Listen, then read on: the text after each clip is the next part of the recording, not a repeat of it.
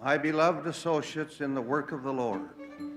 As you know, there are 2 vacancies in the Council of the 12 Apostles.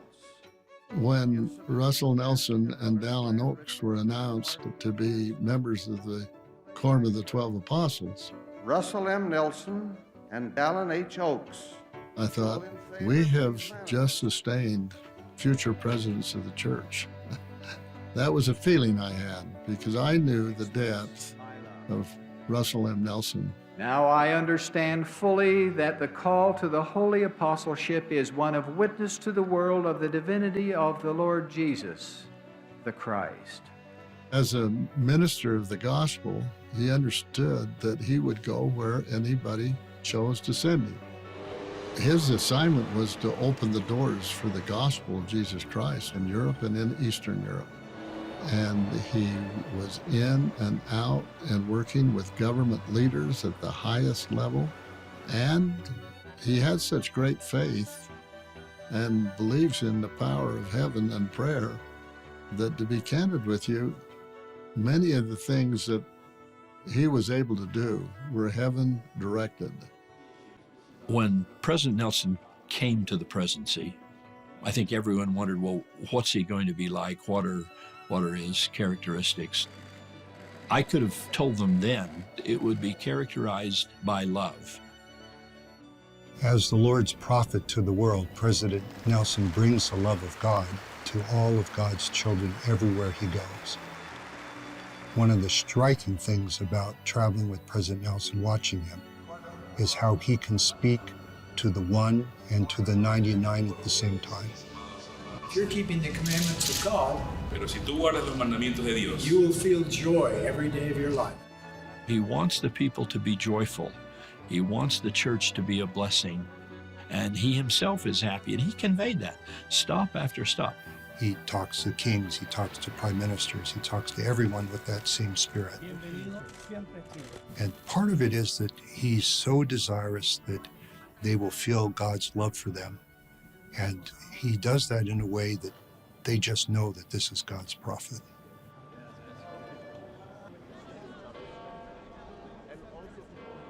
When we were in Rome for the dedication of the new temple, we had the opportunity to have an audience with Pope Francis. I was fortunate to be his junior companion.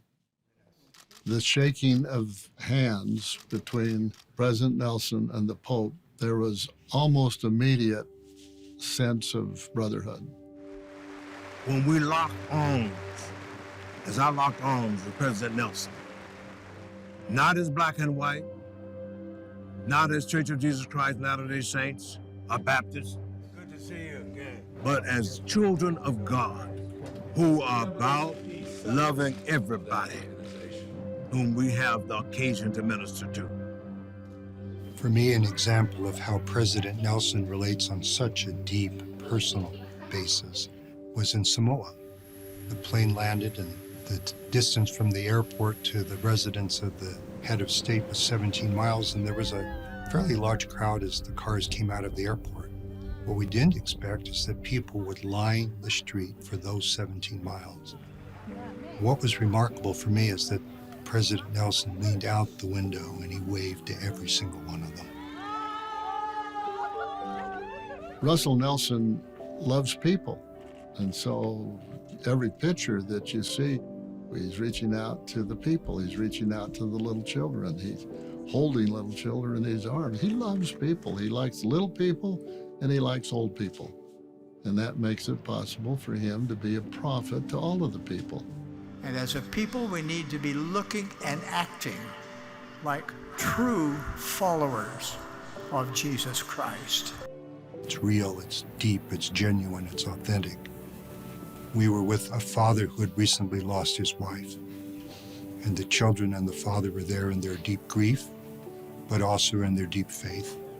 President Nelson embraced them, told them of God's love for them, and they knew that, they felt that, it strengthened them. She'll be cheering for you from the other side. She'll be close to you. I have been affected by this remarkable quality of genuine love for me.